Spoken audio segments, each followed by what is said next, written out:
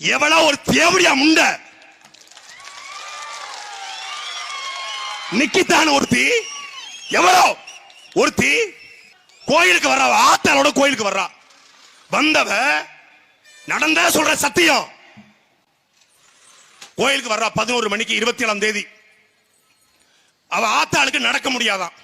சிவகாமி கோவையில் இருக்கக்கூடிய தனியார் பாதுகாக்கக்கூடிய தம்பி அஜித் குமார் கிட்ட அணுகிறா. அவ ஆத்தாள உள்ள கூட்டு போனோம் வீல் சேர்ல வச்சு.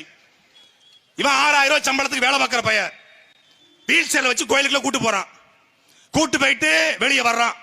வெளியே வந்த உடனே எவ்வளவு தம்பின்னு கேட்கறா. 500 ரூபாய் கொடுங்க காட்டுறான். ஏய் நான் யாரு தெரியுமா? என்கிட்ட போய் 500 ரூபாய் கொடுக்க கேட்கற? எனக்கு யாரெல்லாம் தெரியும் தெரியுமா? எக்கா கஷ்டப்பட்டு 1 மணி நேரம் நான் கூட்டு போயிருக்கிறேன். நாங்க 4-5 பேர் இருக்கிறோம் பசங்க. ஒரு 500 ரூபாய் கொடுக்குறீங்க. ஏய் என்கிட்ட திமிரா பேசுறியா? உன்னை என்ன பண்றேன் பாரு அப்படின்னு பேசிருக்கா. நீ யாரா வேணாலும் இருங்க 500 ரூபாய் கொடுங்க அப்படின்னு வாக்குவாதம் பண்ணிருக்கான். அது நார்மலா நடக்கிறதான். ஒரு 500 ரூபாய் கொடுத்துடுறா. 500 ரூபாய் வாங்கிட்டலாடா, உன்னை என்ன பண்ற பாருடா அடிக்கிறா. நேரா திருப்போணம் காவல் நிலையத்துக்கு வர்றா. வாய்மொழியா கம்ப்ளைண்ட். டெல்லியில் இருக்கக்கூடிய ஒரு ஐஏஎஸ் அடைக்கிறா. டெல்லியில் இருக்கிற ஐஏஎஸ் நேரா தலைமைச் செயலகத்துக்கு இன்னொரு ஐஏஎஸ் அடிக்கிறான்.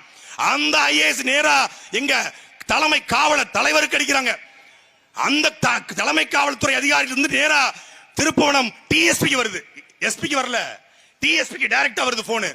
மடப்புறம் பத்திரகாளியம்மன் கோயில்ல அஜித்னு ஒரு பையன் வேலை பார்க்கறான். அவன் வந்து 9 பொன் நகை எடுத்துக்கிறான். ரெக்கவரி பண்ணுங்கப்பா. உள்ள இருந்த போஸ்ட்மார்ட்டம் ரிப்போர்ட் அவன் ஆணுறுப்பில் அடிபட்டு ஆணுறுப்பில் மிளகாய் தூள் இருந்தது. அவனுடைய நுரையீரல் முழுக்க மிளகாய் தூளால் நிறைந்திருந்தது. அவனுடைய குடல் முழுக்க மிளகாய் தூளால் நிறைந்திருந்தது. அவன் முகம் முழுக்க மிளகாய் தூளால் நிறைந்து இருந்தது. நான் கேட்கிறேன், நீ மனுஷனா சைக்கோ நாய்களடா? நீ மனுஷனா சைக்கோ நாய்களடா?